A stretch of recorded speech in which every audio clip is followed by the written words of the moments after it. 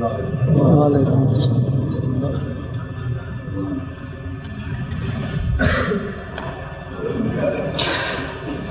اللہ اکبر، اللہ اکبر، اللہ اکبر، اللہ اکبر، اشہد ان لا الہ الا اللہ، اشہد ان لا الہ الا اللہ، اشہد ان محمد رسول اللہ، اشہد ان محمد رسول اللہ، حی علی الصلاۃ، حی علی الصلاۃ، حی علی الفلاح، حی علی الفلاح۔ اللہ اکبر، اللہ اکبر، لا الہ الا اللہ۔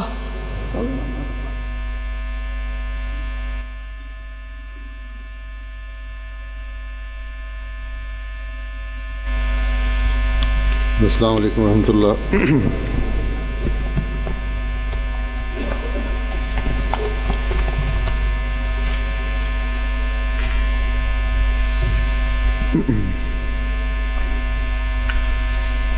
اشہد ان لا الہ الا اللہ وحدہ لا شریک لہ واشہد ان محمدا عبدہ ورسولہ، اما بعد فاعوذ باللہ من الشیطان الرجیم، بسم اللہ الرحمن الرحیم، الحمد للہ رب العالمین، الرحمن الرحیم، مالک یوم الدین، ایاک نعبد وإياك نستعين، اهدنا الصراط المستقيم، صراط الذين أنعمت عليهم غير المغضوب عليهم ولا الضالين۔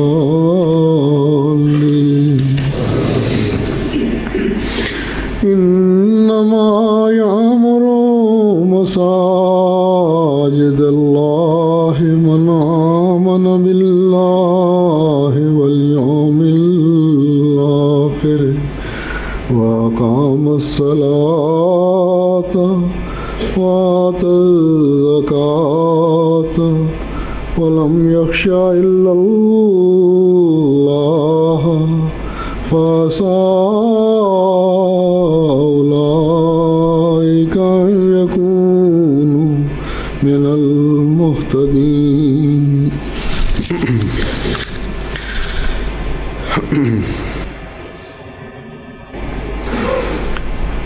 اس وقت میں آپ کو سامنے دو باتیں رکھنا چاہتا ہوں، توجہ دلانا چاہتا ہوں۔ ان میں سے پہلی بات تو مساجد کی تعمیر کے بارے میں ہے۔ جماعت جرمنی کے سپرد حضرت خلیفۃ المسیح رابع رحمہ اللہ تعالیٰ نے یہ کام کیا تھا، اور اس بات کا اظہار فرمایا تھا کہ اتنے سالوں میں چند سال کا معین ٹارگٹ دیا گیا تھا.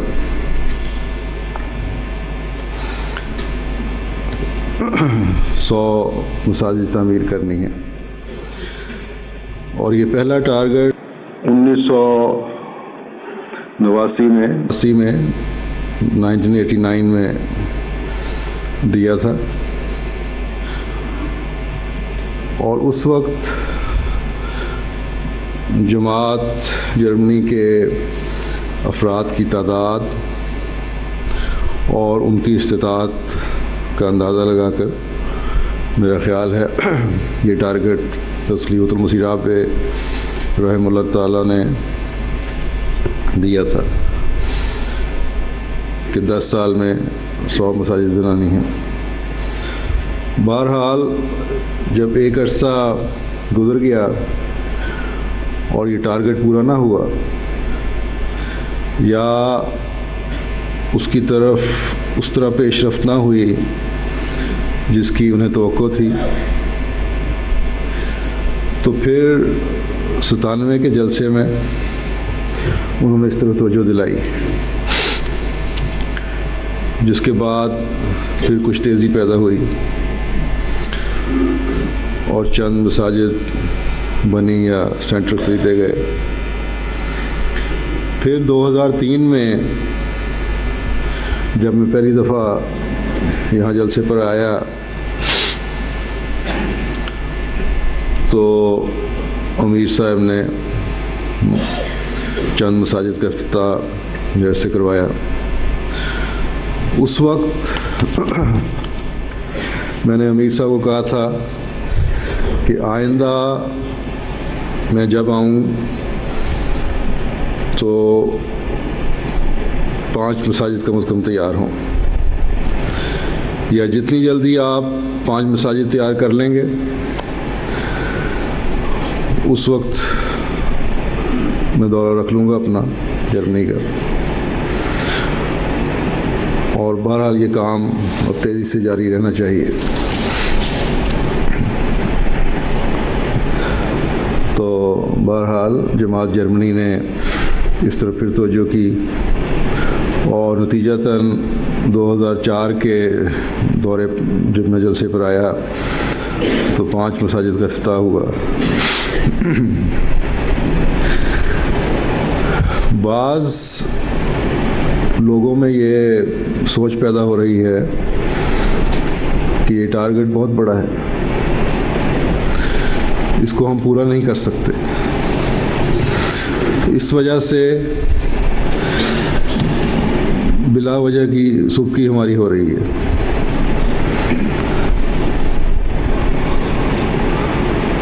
اور ان کے خیال میں میری نظر سے جماعت جرمنی گر رہی ہے. یہ بالکل غلط سوچ اور خیال ہے. مسجد کی تعمیر کا جو ٹارگٹ آپ کو دیا گیا یا جس کو آپ نے قبول کر لیا اس کو پورا کرنے کی کوشش کریں اور کرنا چاہیے. ہر سال 10 مساجد کی تعمیر کے بجائے میں نے جو ہر سال 5 مساجد کی تعمیر کا ٹارگٹ دیا ہے اس کو پورا کریں. اس سے بہرحال آپ نے پیچھے نہیں ہٹنا. یہ کہہ کر انشاءاللہ تعالیٰ یہ کہہ کر کہ مساجد کی تعمیر بہت مشکل کام ہے، مومن کی یہ شان نہیں ہے. اگر ٹارگٹ سامنے نہیں رکھیں گے تو پھر بالکل ڈھیلے پڑ جائیں گے آپ لوگ. یہ سوچ جو پیدا ہو رہی ہے کہ جو رقم جمع ہوئی ہے یا ہو رہی ہے اس سے مسجد کے بجائے کچھ اور منصوبے شروع کیے جائیں جس سے جماعت کو زیادہ فائدہ ہوگا، یہ بالکل غلط خیال ہے. حضرت مسیح موعود علیہ السلام کا یہ ارشاد ہمیشہ ہمیں پیش نظر رکھنا چاہیے کہ جہاں تم جماعت کی ترقی چاہتے ہو وہاں مسجد کی تعمیر کر دو۔ الفاظ میرے ہیں کم و بیش مفہوم یہی ہے۔ تو اگر اس سوچ کے ساتھ مسجدیں بنائیں گے کہ آج اسلام کا نام روشن کرنے کے لیے اور آج اسلام کا پیغام دنیا میں پھیلانے کے لیے ہم نے ہی قربانیاں کرنی ہیں اور کوشش کرنی ہے، تو اللہ تعالیٰ بھی مدد فرمائے گا اور ہمیشہ فرماتا رہا ہے۔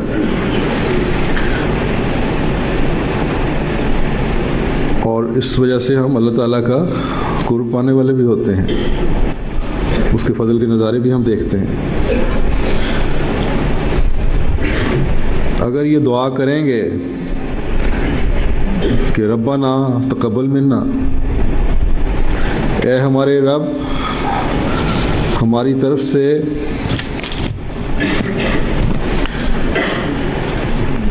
اسے قبول کر لے جو بھی قربانی کی جا رہی ہے، تو یقیناً یہ دعا کبھی ضائع نہیں ہوگی اور آپ کو اپنا یہ خیال خود بخود غلط معلوم ہوگا کہ مسجدوں کے منصوبوں کی ضرورت نہیں ہے، بلکہ کچھ اور منصوبے ہمیں کرنے چاہیے۔ حضرت مسیح موعود علیہ الصلوۃ والسلام کا یہ فرمانا صرف جوش دلانے کے لیے نہیں تھا، بلکہ ایک درد تھا، ایک تڑپ تھی، ایک خواہش تھی کہ دنیا میں اسلام کا بول بالا کرنے کے لیے اور اسلام کی خوبصورت تعلیم پھیلانے کے لیے مساجد کی تعمیر کی جائے۔ جب آپ نے یہ ارشاد فرمایا، آپ نے یہ نہیں فرمایا تھا کہ ہندوستان میں مسجدیں تعمیر نہ کرو یا فلاں علاقے میں نہ کرو، بلکہ ہر جگہ مسجدیں تعمیر کرنے کا آپ نے اظہار فرمایا تھا۔ حالانکہ اس وقت بھی اور آج بھی ہندوستان میں بھی مسجدیں بنائی جا رہی تھیں اور بنائی جا رہی ہیں، لیکن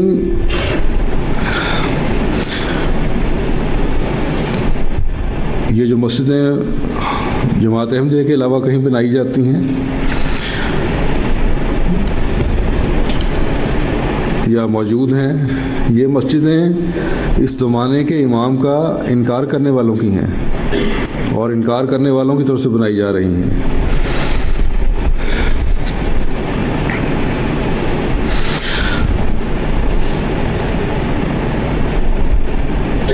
تقویٰ پر بنیاد رکھتے ہوئے نہیں بنائی جا رہی تھی،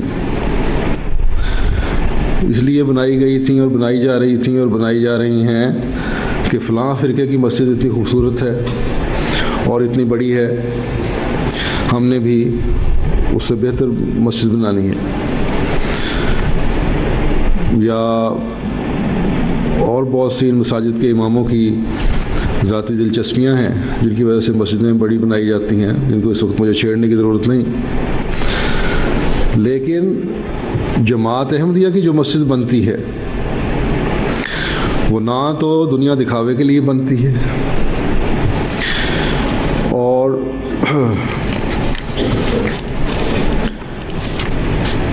نہ دنیا دکھاوے کے لیے بننی چاہیے، وہ تو قربانیاں کرتے ہوئے قربانیاں کرنے والوں کی طرف سے بنائی جانے والی مسجدیں ہونی چاہیے، اور اس تصور اور اس دعا کے ساتھ اللہ تعالیٰ کے حضور پیش کی جاتی ہیں اور کی جانی چاہیے کہ اے اللہ اسے قبول فرما لے اور ہمیں توفیق دے کہ ہم اس کو آباد کرنے والے بھی ہوں اور ان لوگوں میں شامل ہوں جن کے بارے میں تو فرما چکا ہے کہ یہ جو آیت میں نے تلاوت کی ہے کہ انما یامر مساجد اللہ من آمن باللہ والیوم الآخر، کہ اللہ کی مساجد تو وہی آباد کرتا ہے جو اللہ پر ایمان لائے اور یوم آخرت پر ایمان لائے، اور پھر وہ اقام الصلاۃ و آت الزکاۃ، اور نماز قائم کرے اور زکوٰۃ دے۔ ولم یخشا الا اللہ، اور اللہ کے سوا کسی سے خوف نہ کھائے۔ فعسیٰ اولئک ان یکونوا من المہتدین، بس قریب ہے کہ یہ لوگ ہدایت یافتہ لوگوں میں شمار کیے جائیں۔ بس ہمیں یہ دعا کرنی چاہیے کہ اے اللہ ہمیں کامل مومن بندہ بنا، کیونکہ مومن بننا بھی تیرے فضلوں پر ہی منحصر ہے، تیرے فضلوں پر ہی موقوف ہے۔ آخرت پر ہمارا ایمان یقینی ہو، جب تیرے حضور حاضر ہوں تو یہ خواہش، یہ خوشخبری سنیں کہ ہم نے مسجدیں تیری خاطر بنائی تھیں، تیری عبادت ہر وقت ہمیشہ ہمارے پیش نظر تھی، اور تیرے دین کا پیغام دنیا تک پہنچانا ہمارے مقاصد میں سے تھا۔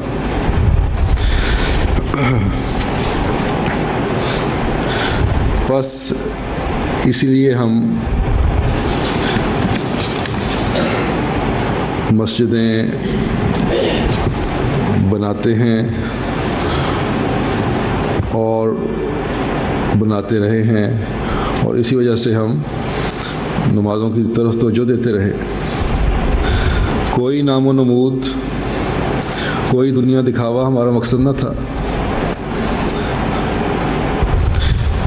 ہماری تمام مالی قربانیاں اے اللہ تیری خاطر تھیں، کہ تیرا نام دنیا کے کونے کونے میں پہنچے، اور تیرے پیارے نبی صلی اللہ علیہ وسلم کا جھنڈا دنیا میں سربلند ہو، اور تیرا تقوی ہمارے دلوں میں اور ہماری نسلوں کے دلوں میں قائم ہو اور رہے۔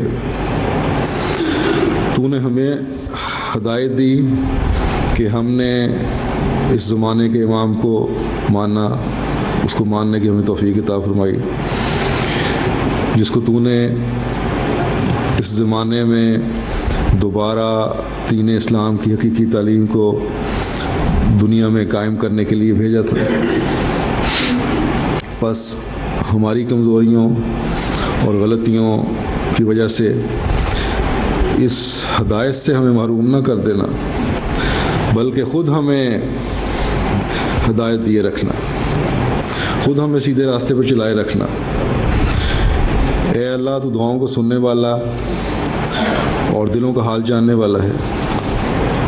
ہماری ان عاجزانہ اور تضرعانہ دعاؤں کو سن، ہماری اس نیک نیت کا بدلہ عطا فرما جو ان مساجد کی تعمیر کے پیچھے کار فرما ہے، کہ تیرا نام دنیا کے اس علاقے میں بھی ظاہر ہو جہاں ہم مسجد تعمیر کرنے جا رہے ہیں۔ ہماری نیتیں تیرے سامنے ہیں، تو ہمارے دلوں کا حال جانتا ہے، تو ہماری پاتال تک سے بھی واقف ہے، تو وہ بھی جانتا ہے جس کا ہمیں علم نہیں۔ بس ہمیں اپنا قرب عطا فرما اور ہمیں مزید مسجدیں بنانے کی توفیق دیتا چلا جا، اور ہمارے پر اپنے پیارے نبی صلی اللہ علیہ وسلم کا یہ ارشاد صادق فرما کہ جو شخص اللہ کی خاطر مسجد تعمیر کرتا ہے، اللہ بھی اس کے لیے جنت میں اس جیسا گھر تعمیر کرتا ہے۔ بس تو ہمیں حقیقی مومنوں میں شمار فرما۔ آج احمدی اللہ تعالیٰ کے فضل سے عموماً اسی سوچ کے ساتھ مسجد تعمیر کرتے ہیں،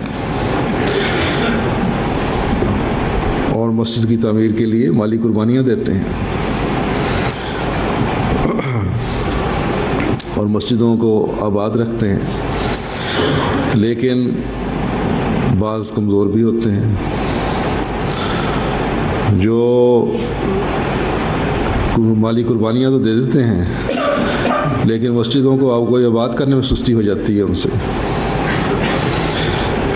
اس کے لیے بھی ہر احمدی کو خاص کوشش کرنی چاہیے، ہر انتظام کو خاص کوشش کرنی چاہیے۔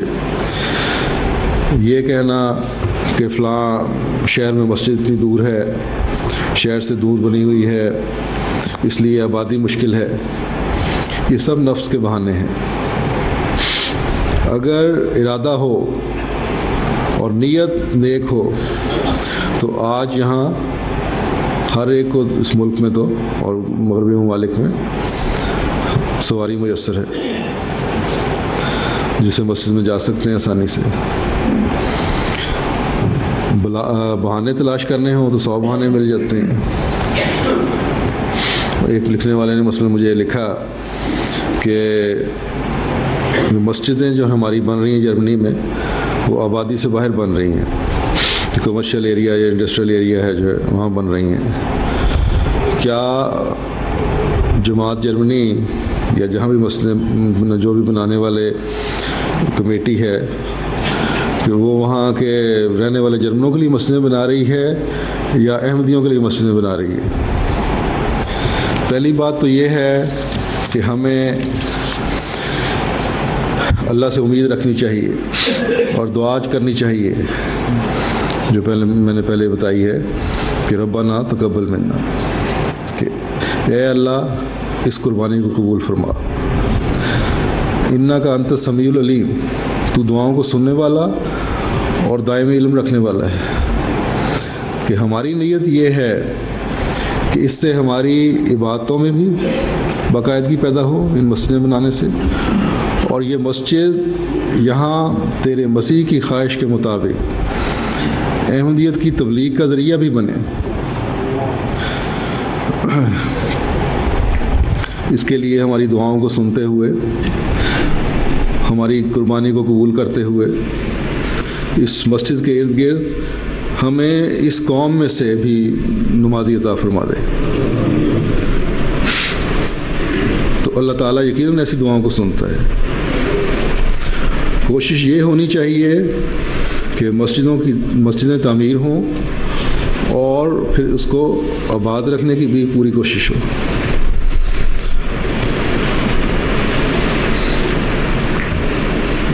پھر یہ کہنا کہ ویرانے میں بن گئی مسجد یا ایسے علاقے میں بن گئی جہاں رہائشی علاقہ نہیں ہے، تو آپ لوگ اگر نیک نیتی سے مسجدیں بناتے چلے جائیں گے تو آبادیاں خود بخود وہاں پہنچ جائیں گی. اب بیت الفضل لندن کو دیکھ لیں، اس وقت کے مبلغ نے یا شاید کسی احمدی نے حضرت خلیفۃ عمر ثانی رضی اللہ تعالیٰ عنہ کی خدمت میں لکھا کہ بہت دور جگہ ہے، یہاں کوئی آئے گا نہیں. تو حضرت خلیفۃ عمر ثانی نے فرمایا کہ نہیں ٹھیک ہے، یہیں بنائے جو جگہ مل گئی. اور آج دیکھ لیں یہ جگہ جو ہے بیت الفضل کی لندن کی کس طرح آباد ہے. یہ علاقہ رہائش کے لحاظ سے بھی مہنگے علاقوں میں شمار ہوتا ہے. یہ پھر آسٹریلیا میں سڈنی میں مسجد بنائی گئی تو جنگل تھا، رقبہ بڑا مل گیا، وہاں لے لیا جماعت نے.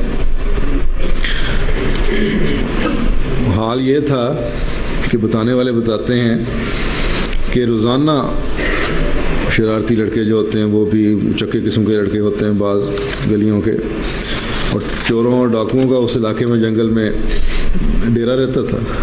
ہر روز کوئی گروہ جنگل میں چھپنے کے لیے آ جاتا تھا. اور اس علاقے میں صرف یہ ایک مسجد تھی ہماری سڈنی میں، یا ایک مشنری صاحب کا گھر تھا. میرا خیال ہے اس زمانے میں شکیل منیر صاحب ہوتے تھے وہاں، اور وہ گھر بھی ٹین اور لکڑی کی دیوار سے بنا ہوا تھا.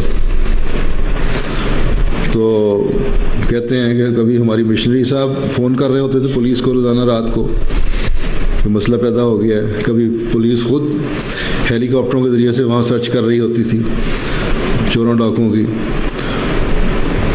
تو شاید ان میاں بیوی کی جو اکیلے رہتے تھے راتیں بھی جاگ کر گزرتی ہوں. لیکن بہرحال اب وہی علاقہ جو ہے آباد ہونا شروع ہو گیا ہے، اور قریب آبادیاں آ رہی ہیں، جنگل بھی کافی کٹ گیا. ابھی بھی وہاں جو احمدی رہ رہے ہیں، جو قریب ترین احمدی بھی جو مسجد سے ہے وہ بھی 20-25 منٹ کی ڈرائیو پہ ہے، لیکن پھر بھی وہ خوش ہیں کہ ہماری مسجد ہے اور قریب ہے، اس کو وہ دور نہیں سمجھتے.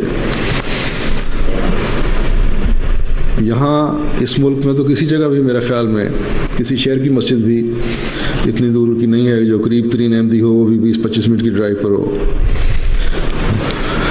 اس لیے یہ بہانے ہیں کہ مسجدیں اتنی دور ہیں اس لیے ہم مسجد جا نہیں سکتے. پھر یہ بھی کہتے ہیں یہ لکھنے والے کہ سوائے اس کے جس نے نئی نئی کار چلانی سیکھی ہو اور کار چلانے کا شوق ہو وہ مسجد چلا جائے تو چلا جائے، اور اتنی دور مسجد میں کوئی نہیں جا سکتا. بس ان بہانوں کو چھوڑ دیں. یہ بھی ان بیچاروں پہ بزنی ہے جو مسجد میں جاتے ہیں کہ کار چلانے کے شوق میں مسجد آتے ہیں، عبادت کرنے کے شوق کے لیے مسجد نہیں آتے.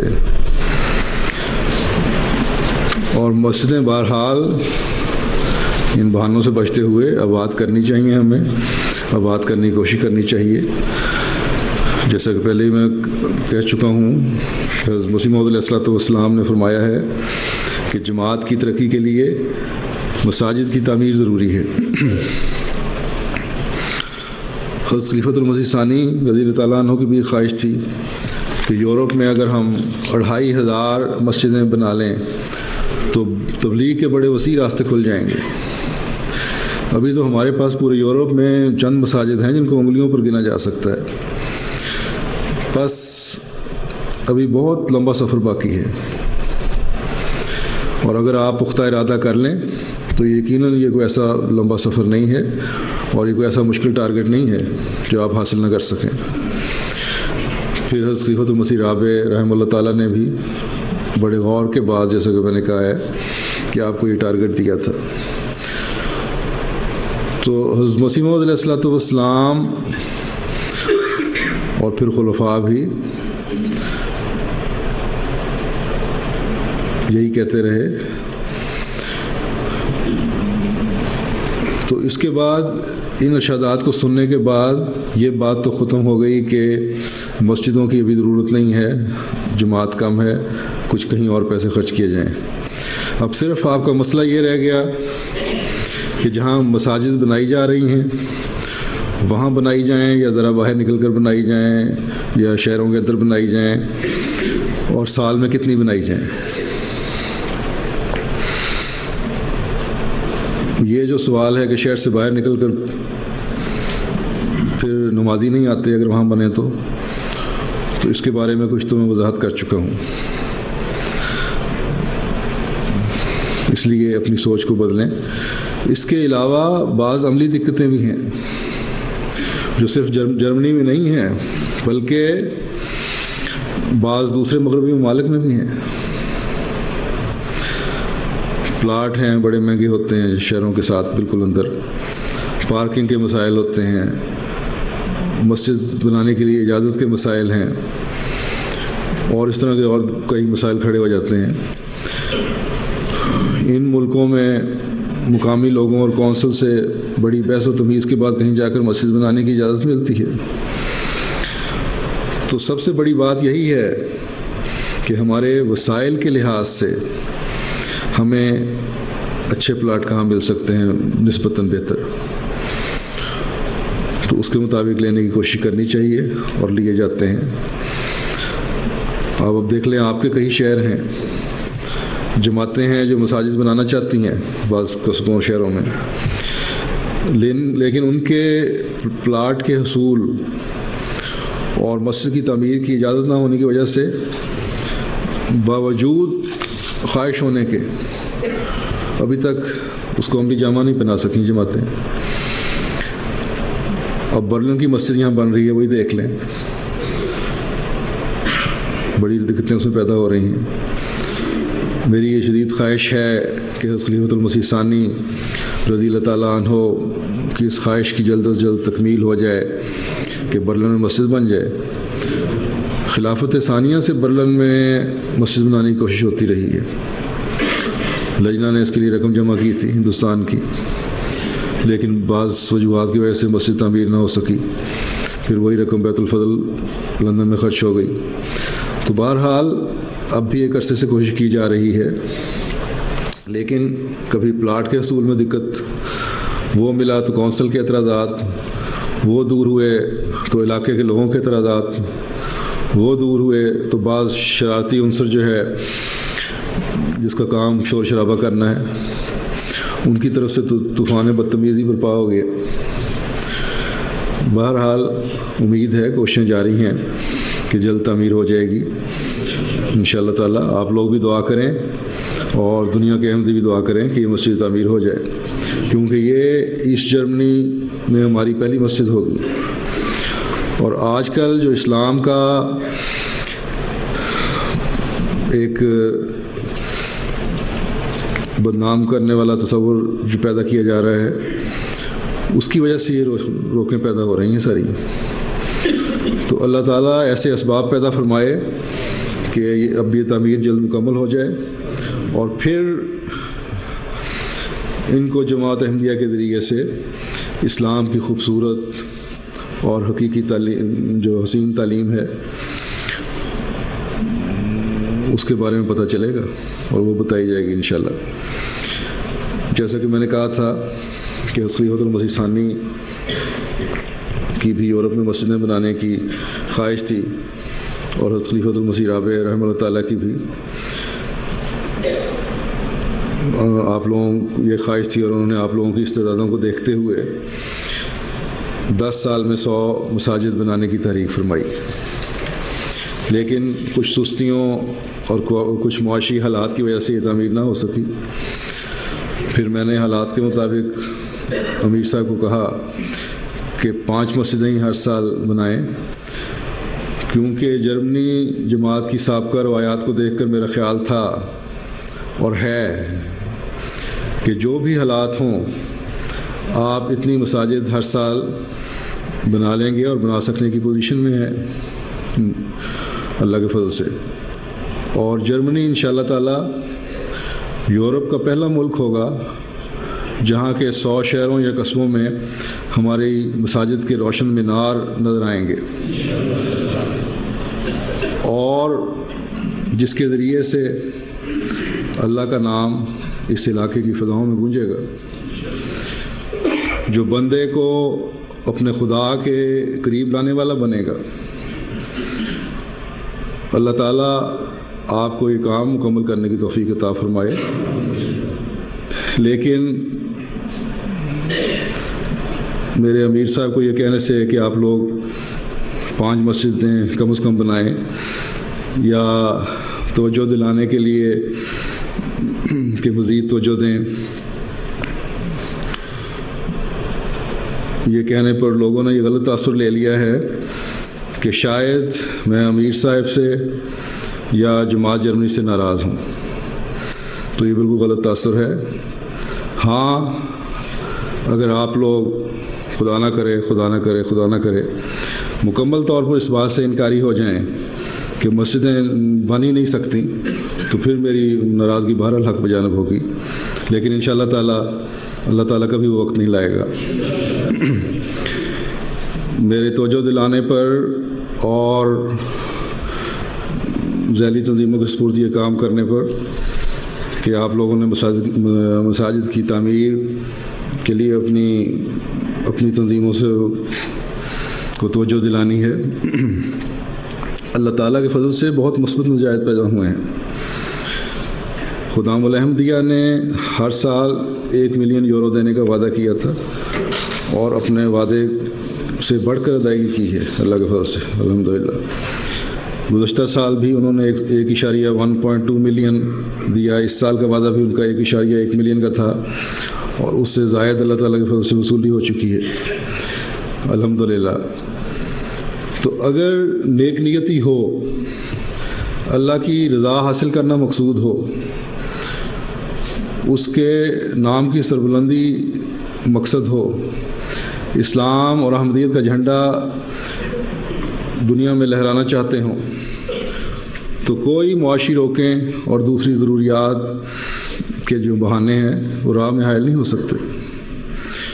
اسی طرح انصار اللہ نے بھی میرا خیال ہے کہ 5 لاکھ یورو کا وعدہ کیا تھا، اور لجنہ نے بھی 5 لاکھ کا، میرے پاس ان کی رپورٹ تو نہیں ہے، لیکن مجھے امید ہے کہ جو بھی انہوں نے وعدہ کیا تھا یہ بھی پورا کر چکے ہوں گے یا کرنے کے قریب ہوں گے۔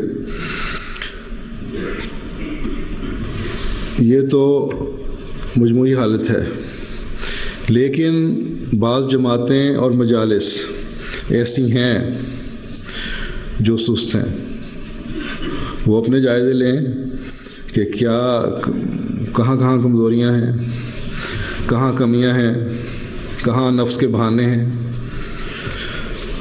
کہاں بے توجہی ہے۔ مجھے امید ہے کہ اگر ان کمزوروں کو بھی ساتھ ملانے کی کوشش کی جائے اور تو انشاءاللہ تعالیٰ بہتر نتائج سامنے آئیں گے۔ ذیلی تنظیموں میں میرے خیال میں انصار اللہ میں بھی گنجائش موجود ہے، ان کو کوشش کرنی چاہیے۔ تو بہرحال ایک جیسے کہ پہلے میں نے کہا تھا، اس تاثر کو اب ختم کر دیں کہ توجہ میں اس لیے دلا رہا ہوں یا میں نے کمی اس لیے کی، کوئی ناراضگی تھی، یہ تاثر اب ختم ہونا چاہیے۔ اور اگر ناراضگی تھی جن کے خیال میں، اول تو تھی نہیں، جن کے خیال میں تھی تو ان کو پھر پہلے سے بڑھ کر کوشش کرنی چاہیے بجائے باتیں بنانے اور اعتراض کرنے کے۔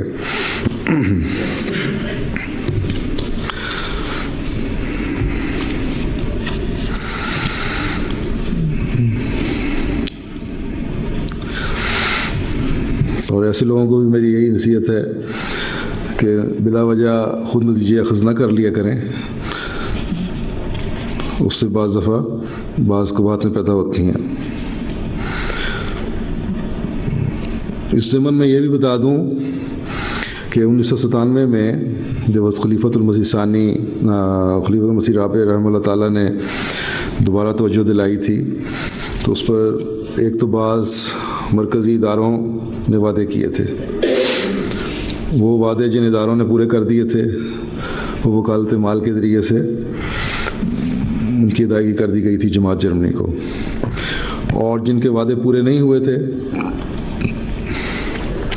یا نہیں ہوئے ابھی تک، وہ میں نے وکالت مال کو کہا ہے کہ جائزہ لے کر وصولی کی کوشش کریں۔ اسی طرح خلیفۃ المسیح رابع کی خدمت میں بعض لوگوں نے انفرادی وعدے بھی کیے تھے جو جرمنی سے باہر کے تھے، وہ بھی امید ہے وصول ہو چکے ہوں گے، اور جو نہیں ہوئے ان کے لیے میں نے کہا کوشش کریں تاکہ کچھ نہ کچھ مدد ہو جائے اس سلسلے میں۔ پھر حضرت خلیفۃ المسیح رابع نے اس 97 میں ہی یہ بھی اعلان فرمایا تھا کہ حضرت سیدہ میرا پس مرحومہ کی طرف سے جو حضرت خلیفۃ المسیح ثانی رضی اللہ تعالیٰ عنہ کی بیگم تھیں، ان کی طرف سے کوئی وعدہ مساجد کے لیے ادا ہوگا، کیونکہ حضرت سیدہ میرا اپن اپنی اپنی جائیداد جو ساری تھی وہ جماعت کے نام کر دی تھی۔ تو خلیفۃ المسیح رابع نے فرمایا تھا کہ جو بھی ان کی آمد ہوگی اس میں سے ہر سال کچھ نہ کچھ ادائیگی ہوتی رہے گی، کوئی معین وعدہ کیا تھا جو میرے ذہن میں نہیں۔ تو بہرحال وہ ادائیگی ہوتی رہی ہے، اگر کوئی بقایا پچھلے سالوں کا ہے تو وہ انشاءاللہ ادا ہو جائے گا، لیکن آئندہ بھی ان کی اس مقصد کے لیے جو گنجائش نکل سکتی ہے، کیونکہ اور جگہوں پہ خرچ ہوتا ہے، تو امید ہے انشاءاللہ تعالیٰ 10,000 یورو کا وعدہ ان کی طرف سے بھی آتا رہے گا ہر سال، جب تک آپ مسئلہ بنا نہیں لیتے۔ تو اللہ تعالیٰ ان کی جائیداد میں برکت ڈالے۔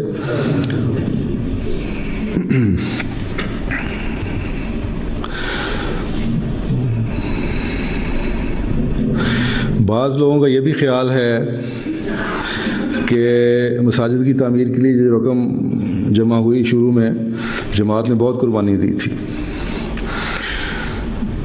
اس سے بعض سینٹر خریدے گئے، ان میں بیت الصبو بھی شامل ہے جن میں بڑی رقم خرچ ہو گئی، اس کے بجائے مساجد پہلے بنانی چاہیے تھی۔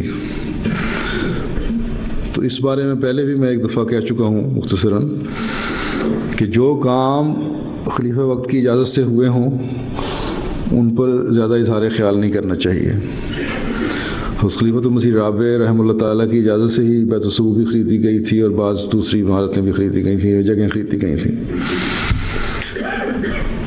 پھر ایک اور فکر ہے بعض علاقے کے احمدیوں کو، بعض جماعتوں کو، کہ انہوں نے یعنی وہاں کی مقامی جماعت نے اپنے وعدے کے مطابق یا ایک مسجد کی تعمیر کے لیے جتنی رقم کی ضرورت ہوتی ہے اتنی ادائیگی کر دی ہے،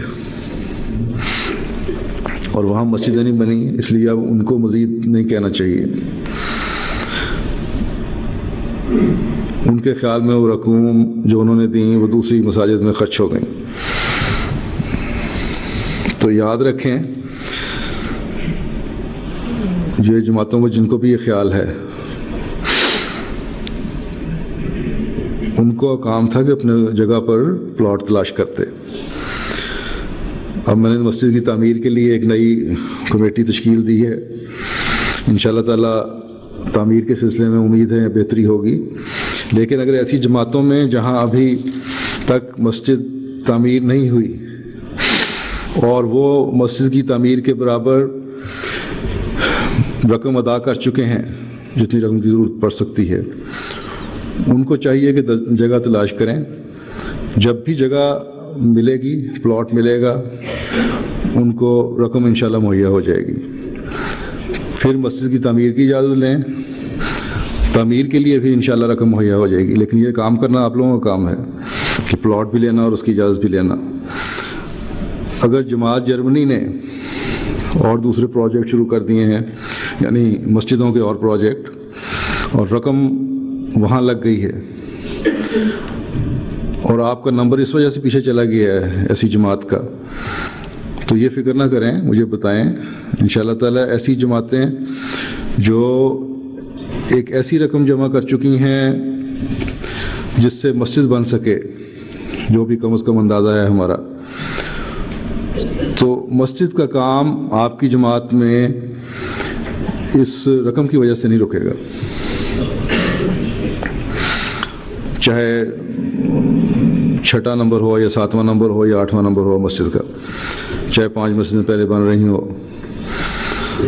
لیکن اگر مالی استطاعت ہے تو یہ کہہ کر کہ ہم اتنا ادا کر چکے ہیں رقم جس سے ایک مسجد بن جائے، ہماری جماعت مزید ادائیگی نہیں کرے گی، یہ غلط طریقہ کار ہے. اپنے ہاتھ روکنے نہیں چاہیے، بلکہ جو کمزور جماعتیں ہیں ان کی مدد کے لیے مسجد کے فنڈ میں ادائیگی کرتے رہیں اور کرتے رہنا چاہیے. حدیث آپ نے سن لی ہے کہ مسجد بنانے والا جنت میں اپنا گھر بناتا ہے. تو جنت میں جتنے بھی گھر بن جائیں اتنا زیادہ ہی بخشش کا سامان ہو رہا ہوگا. بس آپ اس لحاظ سے بے فکر رہیں کہ ہمیں پوری طرح توجہ نہیں دی جا رہی ہماری طرف. اگر مقامی جماعت اور مرکزی کمیٹی جگہ پسند کرتے ہیں تو اگر جرمنی کی جماعت کے پاس فوری طور پر رقم میسر نہیں بھی ہوگی تب بھی انشاءاللہ انتظام ہو جائے گا اس کا. آپ پلاٹ خریدنے والے بنیں.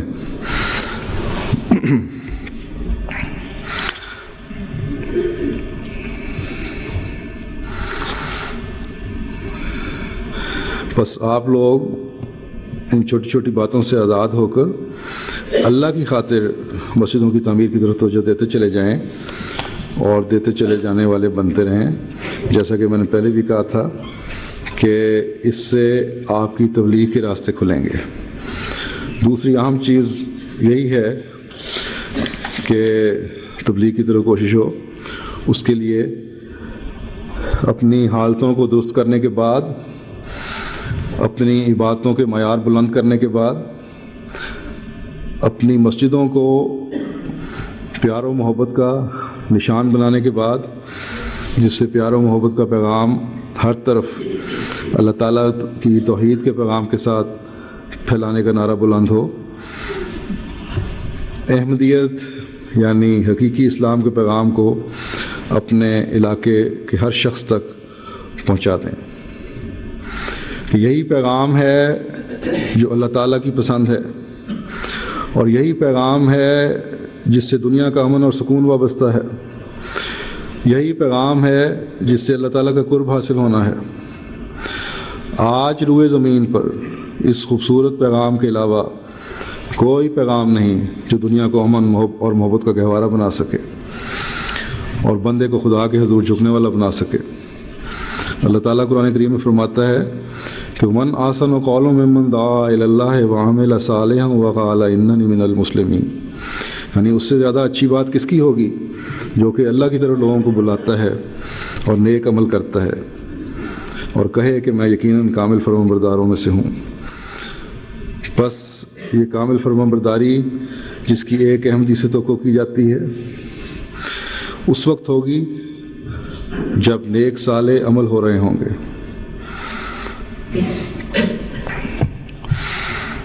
اور اللہ تعالیٰ کی عبادت بھی ہو رہی ہوگی، اللہ تعالیٰ کے بندوں کے حقوق بھی ادا ہو رہے ہوں گے، اور پھر ایسے لوگ جب دعوت اللہ کرتے ہیں تو ان کی سچائی کی وجہ سے لوگ بھی ان کے طرف متوجہ ہو جاتے ہیں اور ان نیک کاموں کی وجہ سے اللہ تعالیٰ کے بھی جیسے لوگ منظور نظر ہو جاتے ہیں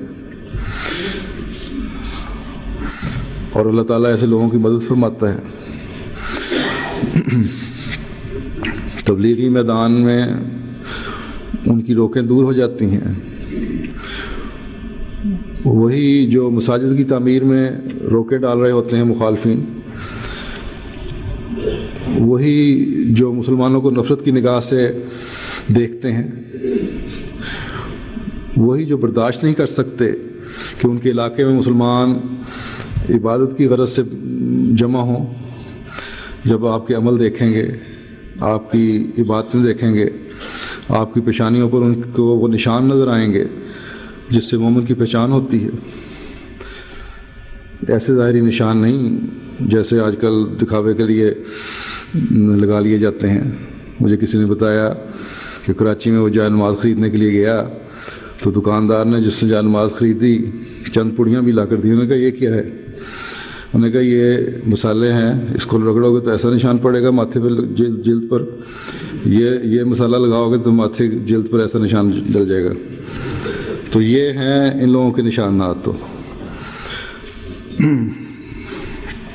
تو ایسے لوگوں کے بارے میں ہی اللہ تعالیٰ نے بتایا ہے کہ ان کی نمازیں بھی الٹا کر ان کے منہ پر ماری جاتی ہیں۔ تو بہرحال یہ اللہ تعالیٰ کا پیغام پہنچانے والے اور عمل صالح کرنے والوں سے پھر اللہ تعالیٰ وعدہ فرماتا ہے کہ جو تمہارا اپنا ایسا فعل ایسے کام کرو گے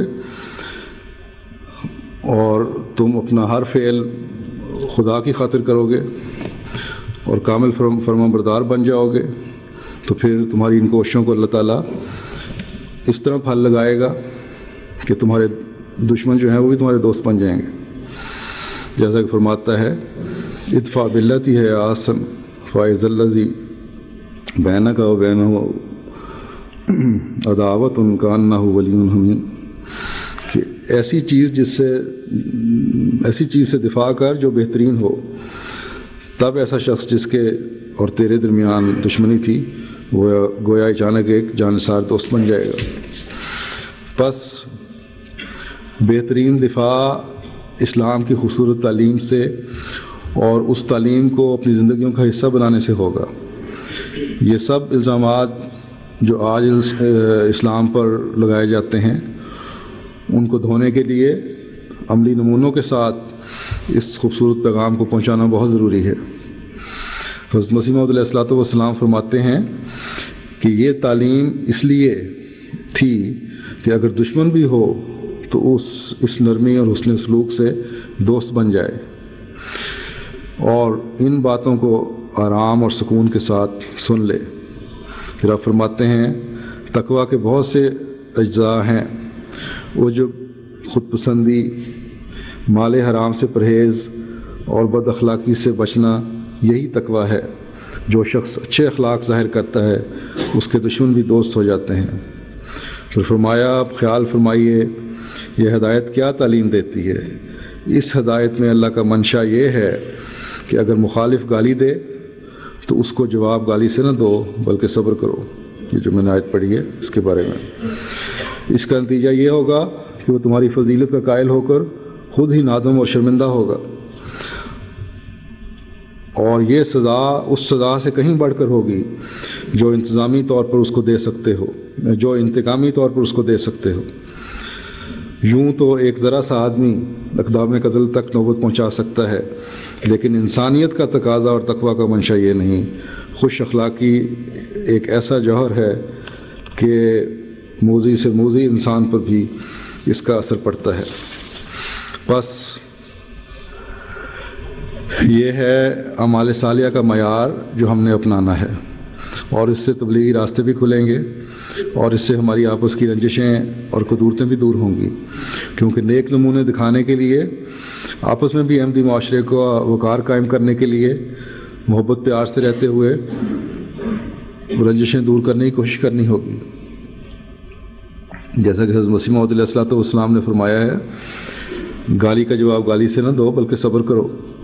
تو آپس میں زیادہ بڑھ کر یہ صبر کے نمونے دکھانے چاہیے، اور جیسا کہ حضرت مسیح موعود نے فرمایا کہ یہ برداشت اور صبر کی سزا لڑنے کی سزا سے زیادہ سخت ہے، اور جب اس نیت سے اپنوں اور غیروں کی سختیاں برداشت کریں گے کہ میری بے صبری اللہ کا پیغام پہنچانے میں کہیں روک نہ بن جائے، تو اللہ تعالیٰ ہر طرح سے اپنے فضلوں کی بارش برسائے گا انشاءاللہ۔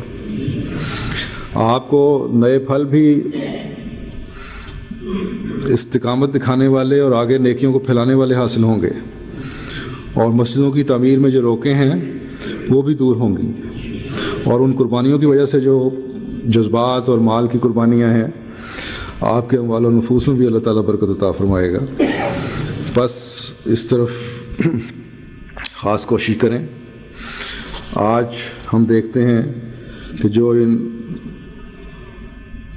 پاک نمونوں کو دیکھتے ہوئے جو ہم میں سے بعض احمدیوں کے ہیں، یا اکثر احمدیوں میں کہنا چاہیے، جن کی وجہ سے بھی تبلیغی میدان میں بیعتیں ہوئی ہیں، ان نمونوں کو دیکھنے کی وجہ سے جو بیعتیں ہوئی ہیں، جو بھی ان نمونوں کو دیکھتے ہوئے جماعت میں شامل ہوئے ہیں، وہ آگے احمدیت کا پیغام پہنچانے میں بہت ہی مؤمد و معاون ثابت ہوئے ہیں، اور ہر دن ان کو احمدیت پر مضبوطی سے قائم کرتا چلا گیا ہے، اور جو کمزور احمدیوں کی صحبت میں رہے وہ ٹھوکر کھا گئے یا ٹھوکر کے قریب پہنچ گئے۔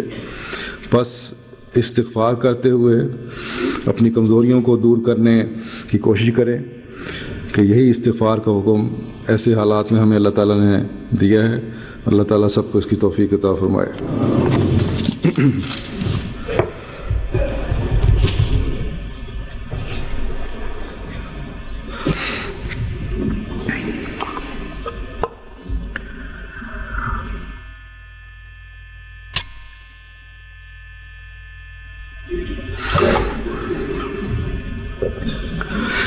الحمد لله نحمده ونستعينه ونستغفره ونؤمن به ونتوكل عليه ونعوذ بالله من شرور أنفسنا ومن سيئات أعمالنا، من يهده الله فلا مضل له ومن يضلله فلا هادي له، ونشهد أن لا إله إلا الله ونشهد أن محمدا عبده ورسوله۔ عباد الله رحمكم الله، إن الله يأمر بالعدل والإحسان وإيتاء ذي القربى وينهى عن الفحشاء والمنكر والبغي، يعظكم لعلكم تذكرون۔ اذكروا الله يذكركم وادعوه يستجب لكم ولذكر الله أكبر۔